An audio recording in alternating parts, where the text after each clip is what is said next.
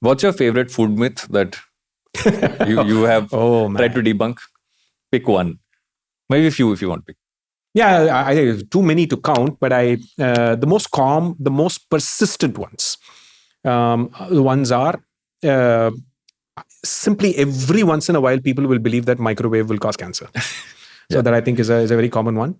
Then people believe that jaggery, honey, and all these things are natural sugars, and those other things are artificial and chemical.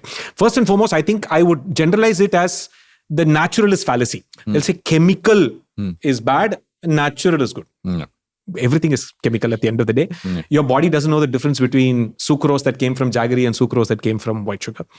And jaggery is up to like 85% the same sucrose and so on. And if you ask a dietitian, an actual doctor, qualified doctor, he'll tell a diabetic to stay off the jaggery, right? And the honey and all these other things, right?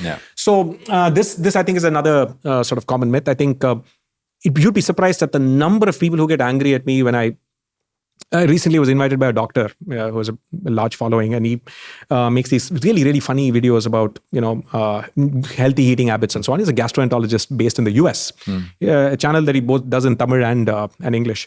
And he invited me to convince people that for you to intermittent fast properly, it's good for you to cook your food. You go to a party, take a tiffin box, take all that food, put it in the fridge and eat it the next day so that you don't eat like a heavy dinner. Right? You'd be surprised. Thousands of comments, people saying angrily, how can you recommend that we eat old food? That food loses prana, you must not, it is food you kept in the fridge will lose nutrients.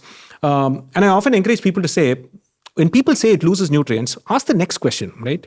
I'm not a very smart person. People ask me, how do I remember so many things? I don't actually. I just want to go back to first principles. If you tell me something's losing nutrients, my next question is what nutrients? I'm not trying to trick you. I'm just asking you what nutrients. And they're like, is it going to lose protein? Is it going to lose carbohydrates? Is it going to lose fat? No, clearly not, right? So it turns out that the only thing you lose with time is vitamin B and C. Those are water-soluble vitamins. Very easy to add those back. Just add a side salad, squeeze some lime juice, right? Have some achar on the side. You've got your vitamin C, right? So in the sense that, this is, I think this whole fear of the fridge, fear of the freezer, I think is another huge thing. In a way, I think if people are able to embrace that, trust me, they'll save 10, 20 hours in the kitchen a week if they embrace the fridge. You'd be surprised by the number of people who simply will not keep food in the fridge and eat it later. Of course, young people are doing that. It's great that they're doing that, but you'd be surprised at married people, the moment they have a wife, like, no. She will cook fresh food for me 3 times a day. Which anyway, again, pushing patriarchy right there. Same thing. Yeah. So this is some of the most common persistent myths that never seem to go away. My favorite category actually is slightly tricky, which is something is carcinogenic, is my favorite example, right? And it's the easiest way to go viral. Okay. And people will often cite some studies and say, a study in rats found that this particular thing that is added to some product is carcinogenic, right? Now, first and foremost, if you ask people, okay, what do you think carcinogenic means? They'll say, yeah, if you eat it, it causes cancer. Then I'll ask them, okay, how much of it do you have to eat? Then they're like, okay, is there such a thing, right? So if you eat a little bit, would it cause? If you eat a lot, what is the dosage, right? So it's the dose that makes the poison, right?